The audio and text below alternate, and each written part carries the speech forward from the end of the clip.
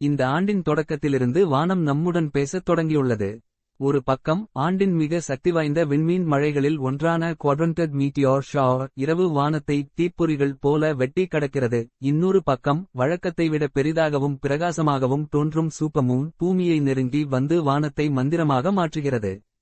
அது மட்டுமா, வானில் பச்சை, ஊதா, சிவப்பு நிறங்களில் நடனமாடும் அரோரா ஒளிகளை அமெரிக்காவின் 17 மாநிலங்களில் காண முடியும் என NOAA முன்னறிவிப்பு செய்துள்ளது. அது என்ன அரோரா? அரோரா ஒளி என்பது வானத்தில் தானாக தோன்றும் ஒரு மாயாஜாலம் அல்ல. இது சூரியன் மற்றும் பூமி சேர்ந்து செய்யும் ஒரு அழகான அறிவியல் விளையாட்டு.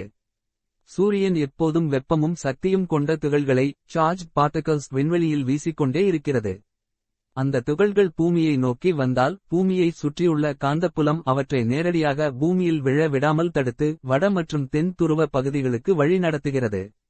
அங்கே இந்த துகள்கள் வானத்தில் இருக்கும் ஆக்சிஜன் மற்றும் நைட்ரஜன் காற்று துகள்களுடன் மோதும்போது அந்த காற்று துகள்கள் ஒளியாய் பிரகாசிக்கின்றன.